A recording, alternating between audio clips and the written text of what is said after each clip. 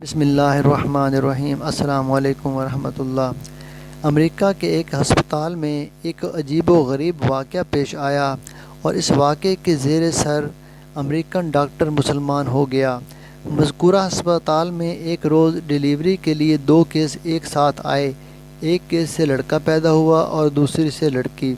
جس دن میں دونوں بچوں کی ولادت ہوئی، اتفاق سے نگران ڈاکٹر موقع پر موجود نہیں تھا۔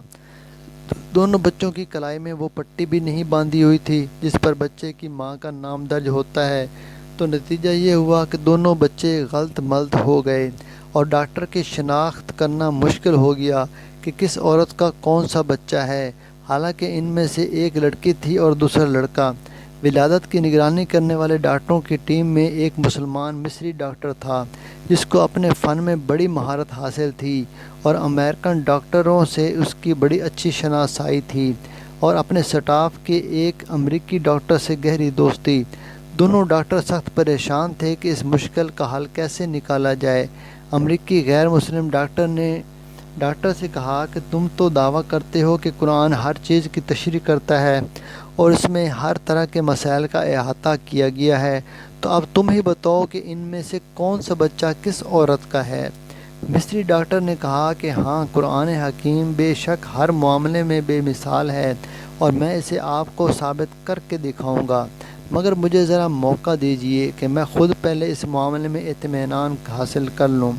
چنانچہ مصری ڈاکٹر نے باقاعدہ اس مقصد کے لیے مصر کا سفر کیا اور جامعہ ازہر کے بعد شیوخ سے اس مسئلے میں استفسار کیا اور امریکن دوست ڈاکٹر کے ساتھ کی گئی اپنی بات چیت کی رویداد بھی پیش کی۔ ازہری عالم نے جواب دیا کہ مجھے طبی معاملات و مسائل میں ادراک حاصل نہیں ہے، البتہ میں قرآن کی ایک آیت پڑھتا ہوں، آپ اس پر غور و فکر کریں، اللہ تعالیٰ نے چاہا تو آپ کو اس مسئلے کا حل اس میں مل جائے گا۔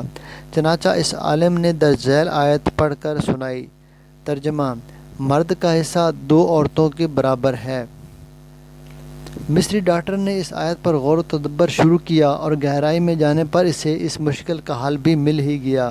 چنانچہ وہ لوٹ کر امریکہ آیا اور اپنے دوست ڈاکٹر کو اعتماد بھرے لہجے میں بتایا کہ قرآن نے ثابت کر دیا کہ ان دونوں میں سے کون سا بچہ کس ماں کا ہے۔ امریکن ڈاکٹر نے بڑی حیرت سے پوچھا کہ یہ کس طرح ممکن ہے۔ مصری ڈاکٹر نے کہا کہ ہمیں ان دونوں عورتوں کا دودھ ٹیسٹ کرنے کا موقع دیجیے، تو اس موقع کا حل معلوم ہو جائے گا۔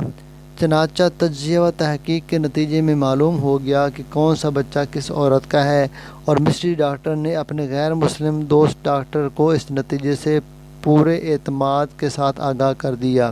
ڈاکٹر حیران و ششدر تھا کہ آخر یہ کیسے معلوم ہو گیا کہ مصری ڈاکٹر نے بتایا کہ اس تحقیق و تجزیے کے نتیجے میں جو بات سامنے آئی ہے وہ یہ تھی کہ لڑکی کی ماں کے مقابلے میں لڑکے کی ماں میں دگنا مقدار میں دودھ پایا گیا۔ مزید برآں لڑکے کی ماں کے دودھ میں نمکیات اور وٹامنز یعنی حیاتین کی مقدار بھی لڑکی کی ماں کے مقابلے میں دگنی تھی۔ پھر مصری ڈاکٹر نے امریکن ڈاکٹر کے سامنے قرآن کریم کی وہ متعلقہ آیت تلاوت کی، مرد کا حصہ دو عورتوں کے برابر ہے، جس کے ذریعے اس نے اس مشکل کا حل تلاش کیا جس عقل کو حل کرنے میں دونوں ڈاکٹر نہایت پریشان تھے۔ چنانچہ وہ امریکی ڈاکٹر فوراً ایمان لے آیا۔